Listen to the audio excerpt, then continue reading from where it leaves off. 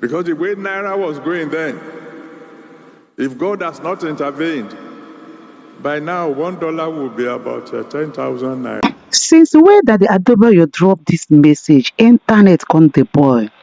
You know say for dis country now, anybody no matter your age wey come out say e dey support Tinubu, e dey back Tinubu, my people, masses will come after you. Nothing dey no go tell you because the way people dey suffer now, you sef at this age you suppose to know that people dey vex. How you come reason am?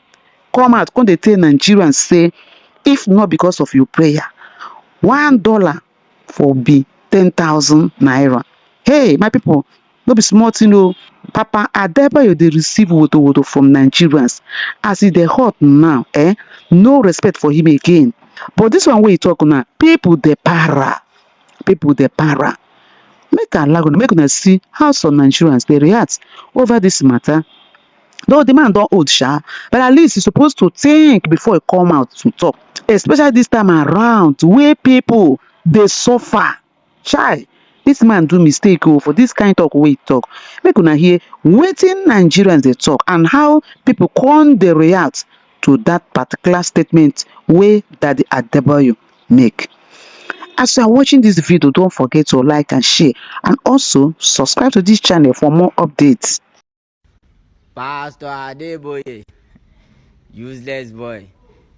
The other day I tell you say shame dey knock on your door, it is say I dey joke. Shey the shame never dey knock on your door like this. I tell you, I warn you, you no hear o. During Jonathan, when Jonathan dey wey the economy better pass this one like mad, you come outside though without your play card, if they see your picture, you come outside come dey protest. Now wey una don bring down una corruption enter, you don bring down your jagaban enter now, you dey tell us say we need prayer for restoration. You say make we dey thank God say dollar no enter 10k. You see say he be jobless and a useless person. Na evil person una be for this land. I don tell una say una go receive am one after the other. This time I no need to dey shout again. I don shout pass. Now make I just dey here dey enjoy as una dey collect am. You no understand? You oh ní sùn Adeboye abigilo gborúkọ ẹ. I'm outside. Let's party. I am totally disappointed. I'm ashamed that a man of the caliber of Adeboye, who led protest when Jonathan tried, when the economy of Nigeria was booming, when the bag of rice was between 6,000 and 7,000, when people could eat 3 square meals a day, when it was not difficult for parents to pay their school fees, their children's school fees, when Nigerians were bouncing, and he said, let us remove this subsidy because for him, some people were benefiting. This same Adeboye that is today talking like a new bride, join hand with other men of God, in quotes, because I don't know which God they are all following. They all join hands to truncate what Jonathan had in mind. They all rushed down to Ojota for days, including Mr. President Bola Ahmed Tinubu. He was the arrowhead of the protest. How many years down the line, Adeboye is opening his mouth and telling Nigerians the trash he wants them to hear? It is really, really sad. What else can Adeboye say? What else can he not say? Okay, so please let me finish. Oh, sorry, sir. This is same Adeboye that the son went to Kaduna to engage in contract scam. And when the government of Kaduna State came after him, he went to court to get an injunction stopping them from proving him a man of God. This is the same man who stands on the pulpit and preaching to people to come and pay tithes, make offerings. You forget that you and your family, you are surviving today from the tithes the ordinary people pay in your church. And yet these ordinary people today cannot fend for themselves. They don't even have money to feed 3 square meals daily. They don't even have money to get good medical attention.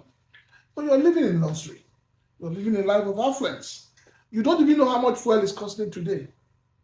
And then you are saying your prayer. What kind of prayer are you praying? Don't forget, Mr. Adeboye, that as at the same time, your brother, because this whole thing is being purely ethnic undercoated, you are showing Nigerians that you are an ethnic bigot. And that is who you are. Because as at the time Bola Ahmed Tinubu took over power in Nigeria, Argentina had the same crisis with Nigeria. Just like Nigeria. Where is Argentina today? And where is Nigeria? As a matter of fact, the Argentina president was sworn in much later after Tinubu. So where are they today? Is there anything to show? Your brother Bola Tinubu has been a president for 1 year and 7 months. Are you not ashamed, sir, that as of today the dollar is 1,700? What are the economic policies that this man has put in place to be able to revive the economy? Are you not even worried yourself, sir, that this same brother of yours, at the time Nigerians are suffering, at the time Nigerians cannot breathe, has gone to buy himself an Escalade? While we're busy talking about that, he goes and buys a presidential jet for himself, cruising around the whole world. Yet the Nigerian people are unable to survive. And you're here telling us that it is your prayer. Or guy, be like say you don't know what in prayer be. So wait, Prince Francis Chilaka, you didn't mean say no be prayer and bring down the dollar. You know, prayer, God answer, prayer is the key. Do you think that there's a different God for Nigeria and a different God for other nations? So you mean say no be prayer make US the way they be? Which prayer? Check China. Check Malaysia. These are countries that have moved on. Where is prayer there? It is the likes of Adeboye that is leading a lot of young Nigerians into armed robbery and all kinds of vices. Okay, so in the past, a lot of people had accused some men of God that if you look at, okay, not even a lot of people. There was a recent interview where someone said that if you look at the greatest exports in, of Nigeria to other countries, while other countries, Indians and the rest of them, bring mostly industries and all that to Nigeria, Nigeria rather exports churches to those countries. And that if you look at the ranking of the first 5 billionaires, you barely see Nigerians. But if you look at the ranking of the richest 10 pastors you see in the world, you see Nigerian pastors as part of those. But you don't see Nigeria as part of the world most developed or the world most industrious. That most of these pastors should rather channel their energy in industrializing their sector. Perhaps using the money they use for church and all that and buying their jets and all that to build industries that can employ members of the church to sustain them. I like to listen to that. Sir? We have too many privately owned church universities in this country today. And those universities were built with the monies of the church members. The sweat, the hard work of some of these church members. How many of their children attend these schools? How many of their children can afford the school fees? How many? From primary to secondary to the university. How many? You see, the thing is that church has become a big business in Nigeria. A big business. That is why a lot of them today, they are busy attacking Dr. Damina, who is telling them the truth. You are collecting and collecting from the people. What are you giving back to those people? With the critical situation we are in Nigeria today, nobody should be talking about collecting offering or tithe or anything. So do you believe rather the churches should be giving back to the people? So do you believe that churches can start building industries and investing in real businesses? Why wouldn't they do it? But it's not a religious Why business. wouldn't no? You must draw a line between the church's funds and the pastor's funds.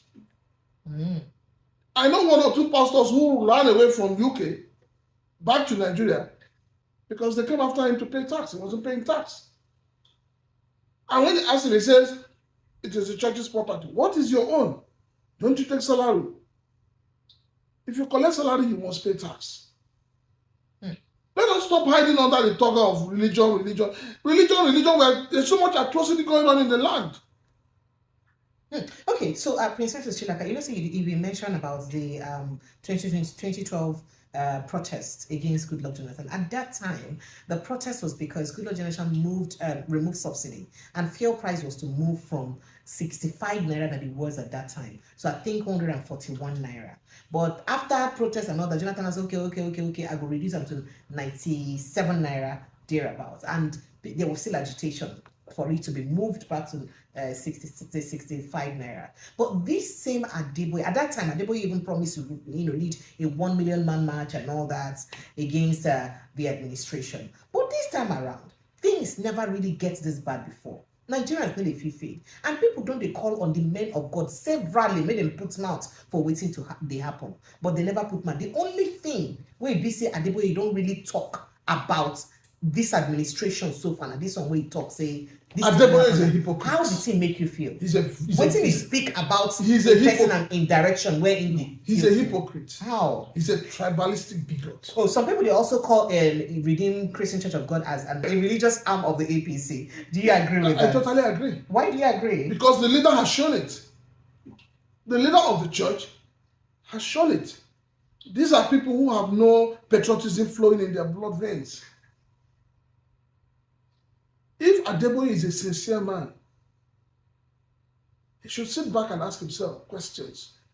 When I supported a protest, fuel was 65 naira to 141 naira, and then brought down to 97 naira. Today, fuel is on rampage. The price of petrol is on rampage. From 998 to 1,000 to 1,025. And then you're telling us your prayer. What kind of prayer? Okay, so in an ideal situation, for Nigerians who know what they want and the truth, when no say perhaps what's in they talk, no be the exact situation. If people believe say no be the exact situation, what do you expect church members to do on Sunday now? Because Sunday are just next tomorrow. Religion is an opium of the people. Yes, and unfortunately, a lot of Nigerians are hooked to that opium. A lot of Nigerians are so gullible that these men of God in clothes are scamming them every day. Because that's what they're doing. So a lot of people have lost common sense of reasoning to know when to say yes and when to say no, and to also know when to challenge these so-called religious leaders. And then before you know it, somebody will come and tell you, touch not my anointed. When your anointed is committing an abortion, you close your eyes. When your anointed is not saying the truth, you close your eyes. Yesterday I was discussing something around religion with somebody. The person said, he used the verse in the Bible. He says, have I forgotten that judgment will start in the house of God? I said, no. Our desire to go to heaven is not a collective desire. It's an individual thing. And so when anybody who has been given that role, who claims to have been called, and I keep asking, how do God call this man? Because every man of God will tell you that he has been called by God. And yet, we have seen where men of God will wake up from sleep and retire other men of God. Is that what the Bible says? This same Bible that these men of God are preaching, have they forgotten? The Bible says, if you are bringing offering to the God, to the order of God, and you find out that you are not in good terms with your brother, drop your offering and go and make peace. The same Bible says that you cannot be given to God that you do not see in heaven when your fellow man is in dire need of that help. So please let them stop deceiving the people.